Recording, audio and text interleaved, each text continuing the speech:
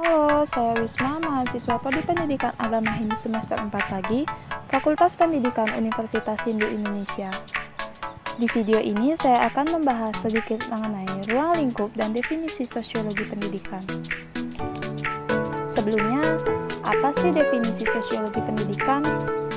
Robbins dan Brown mengatakan sosiologi pendidikan sebagai ilmu yang membicarakan dan menjelaskan hubungan-hubungan sosial yang mempengaruhi individu untuk mendapatkan serta mengorganisasikan pengalaman. Beberapa ahli juga mengemukakan pendapatnya mengenai sosiologi pendidikan. Yang pertama ada H.P. Fairchild yang mengatakan sosiologi pendidikan adalah ilmu pengetahuan yang mengaplikasikan problema tentang pendidikan. Yang kedua ada D.R.S. Arihagunawan yang mengatakan ilmu pengetahuan yang meningkatkan problema dalam pendidikan yang melalui kajian sosial merupakan sosiologi pendidikan.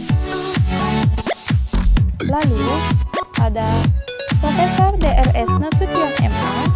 yang mengatakan sosiologi pendidikan adalah wawasan mengenai cara pengendalian dan pengembangan sosial secara individu dan kelompok dalam masyarakat sosial.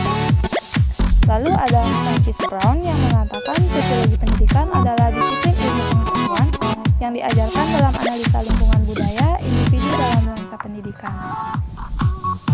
Dari beberapa pendapat tadi dapat kita simpulkan sosiologi pendidikan adalah ilmu pengetahuan yang mempelajari tentang hubungan masyarakat dengan pendidikan atau ilmu pengetahuan yang mempelajari tentang pendidikan-pendidikan yang ada di lingkungan masyarakat. Di sini juga saya akan membahas mengenai ruang lingkup sosiologi pendidikan. Yang pertama ada interaksi guru dan siswa. Interaksi ini timbul dalam lembaga pendidikan yang mana dalam bentuknya selalu berkaitan dengan pengajaran dan penyampaian pengetahuan antara seorang guru dan murid. Lalu, yang kedua ada dinamika kelompok dan organisasi intrasekolah. Problema ini menjadi fokus dalam pembahasan sosiologi pendidikan. Hal ini lantaran dalam kelompok sosial di lembaga pendidikan selalu berkaitan erat dengan organisasi intrasekolah. Yang ketiga, ada struktur dan fungsi pendidikan.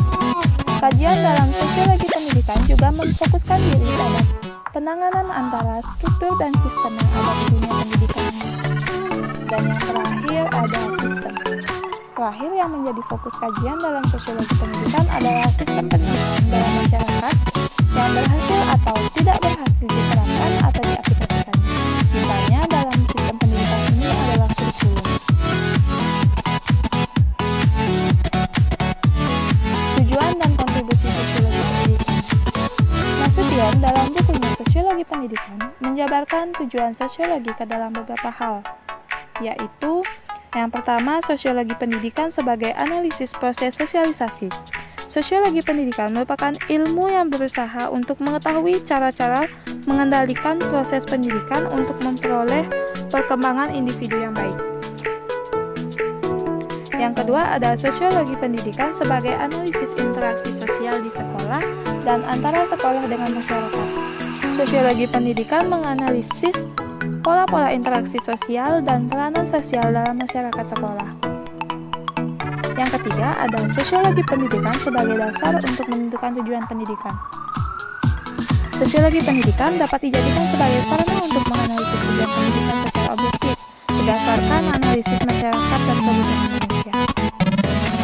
Dan yang terakhir, sosiologi pendidikan sebagai sosiologi terapan. Sosiologi pendidikan menjadi sarana aplikasi sosiologi terhadap masalah pendidikan. Dalam konteks ini, sosiologi tidak lagi dianggap sebagai ilmu murni.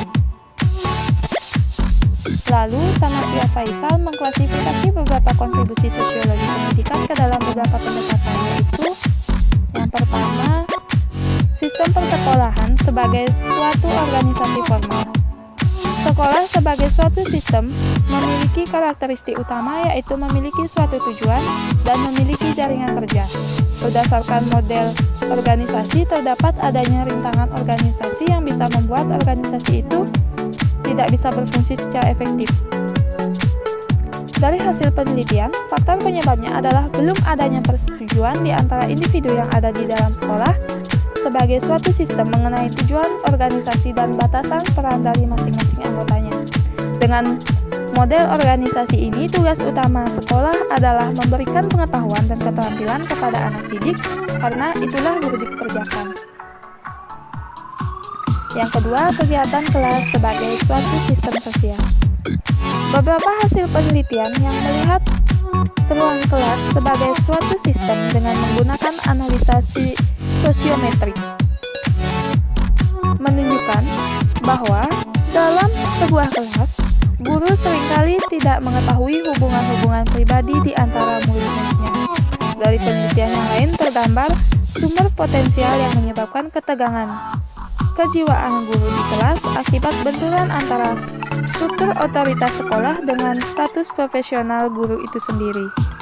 Kepala sekolah sebagai pemegang otoritas mengontrol secara ketat semua kegiatan yang berlangsung di sekolah agar sesuai dengan kurikulum. Kondisi ini berbenturan dengan karakteristik guru sebagai tenaga profesional. Kondisi yang seharusnya adalah guru memiliki otonomi dalam mengembangkan aktivitas sekolah sesuai dengan keahliannya. Yang terakhir adalah lingkungan eksternal persekolahan. Pendekatan ini memandang sekolah sebagai suatu sistem yang berada di dalam sistem yang lebih besar. Ada saling ketergantungan antara sekolah dengan sistem lainnya di luar mereka. Dengan pendekatan ini bisa dikaji berbagai dampak eksternal terhadap perkembangan sekolah itu sendiri. Salah satu contoh adalah dengan terjadinya perubahan demografis di dalam sistem sosial yang lebih besar atau masyarakat, berpengaruh pada komposisi kesiswaan pada suatu sistem persekolahan, dan pada akhirnya berpengaruh pada komposisi kurikulum. Demikian pula, struktur kekuasaan yang ada di dalam masyarakat memiliki pengaruh signifikan dalam pengelolaan sekolah. Pengelolaan program sekolah tentunya membutuhkan dana yang besar, dan salah satu sumber dana adalah melalui subsidi dari luar. Dalam hal ini bisa pemerintah maupun swasta.